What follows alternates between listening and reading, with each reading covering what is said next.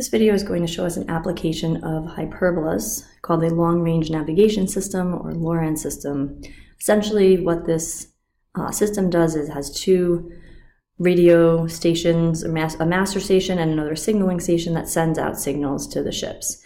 The ship gets both signals and records the time difference, hence why we are looking at the hyperbola, because we're looking at differences rather than the sums. And it's the difference between those two stations. Those stations are going to be our foci.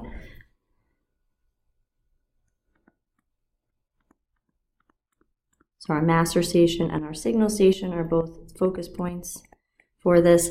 Those are 250 miles apart. So I'm going to start drawing a picture of the situation, redrawing what's there, just to give you an idea of what's happening and what we need to find and how we're going to use what we know about the hyperbola to find that information. So we have our two stations. I'm going to call this 0, 0. So the total distance is 250 miles apart. If I cut that in half to figure out where my focus points are or my stations, each of those is going to be 125 miles from my imaginary center. And you need that to come up with your equation later on. So station / focus point, and then master, which is also a focus point. Your first scenario is to get those stations on there. The master station is going to be the one that's closer to the ship, so that's what's getting that first signal. So our ship is going to be traveling along a hyperbolic path, and we want to see where it's going to end up at the shore, which is going to be a vertex point. So I'll just put V for vertex. And here's my ship. It's my good rendition of a ship. Looks kind of more like a sailboat, but that's the best I can do. So it's going to be traveling along this path, and we want to see where it's going to get to the shore. In order to do that, we need to use the time difference in conjunction with our speed of 186 miles per second. The reason for that is, similar to the ellipse, we have a 2A scenario with the difference of the distances instead of the sum.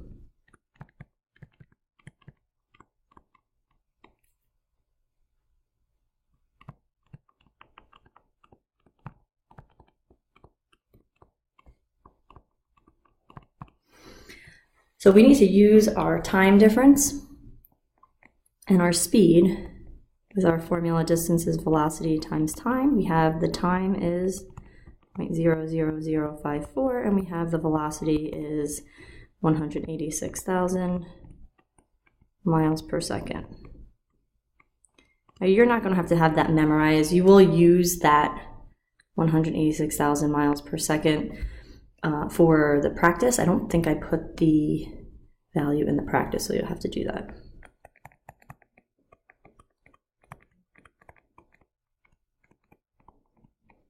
Now this distance and 2A are the same thing, so I'm going to set that equal to 2A, and I'll find that comes out to be 100.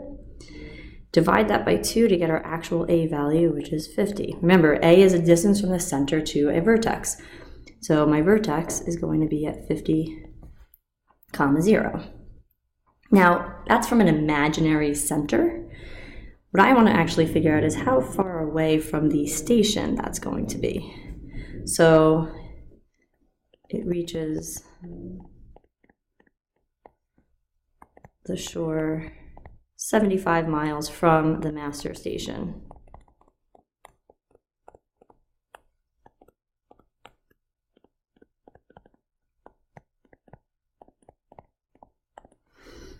Because I want to put it in reference to something that we actually know in the scenario. Now for part B, we're going to take the information and kind of go backwards. So we'll just draw a new picture for this scenario. If the ship wants to enter the harbor located between the two stations 25 miles from the master station, we'll just take that whole little equation and work our way backwards. So here's, the stations are still in the same spot. So here's my master station at 125, 0. I want to get 25 miles instead. So that's going to put me at 100, 0. for my A value. So I'll start out, A is 100. Well, I just put 1,000, let's get rid of that 0. So 100, we'll just kind of work our way backwards through our first scenario. So that means 2A is equal to 200. Using that information, we can figure out the time difference. So it says, what time difference are we looking for? Plug that into your rate times time formula. We know the rate, we're looking for the time. So our time is going to come out to 0.00108 seconds. So the ship just has to get itself on the path where it's recording this constant time difference of 0.00108 seconds. And then the last component, if the ship is 80 miles offshore when it gets that desired time difference, so I'm going to use this same piece here. And for 80 miles, which would be your Y value, distance offshore is going to be measured perpendicular. So we want to figure out what the approximate location is. We're just going to use a rectangular coordinate system for that. Obviously, if we were working in real navigation, we'd want like a longitude, latitude scenario. But in this case, we're going to just come up with the coordinates. So we want to write the equation, which we already have part of it. We have our A value. We just need to figure out our B. Actually, we have our A and our C. So our A is 100. Our C, the stations didn't move. They stayed constant. Those are 125 from the center. Use your C squared equals A squared plus B squared.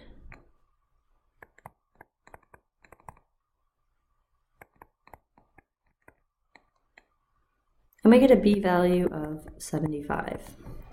Now, since the numbers are kind of big, I ended up plugging them into my equation as x squared over 100 squared minus y squared over 75 squared. You can actually square them and put those values in, that's fine.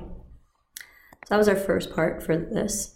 And then our second part is to plug in what we know. So we know the y value is 80. You're able to plug that in, and you have one variable left. It's just going to take some algebraic manipulation, to solve it. So what I would do, I put plus by accident in there, should be minus. What I would do calculator-wise is put in 1 plus the 80 squared over 75 squared. Hit enter, get that answer. Multiply by 100 squared, and then take the square root. X comes out to be approximately 146. So our location coordinates would be 146, comma 80. So if it's asking for a location, you're going to set up an equation using the information that you know, and then come up with a location.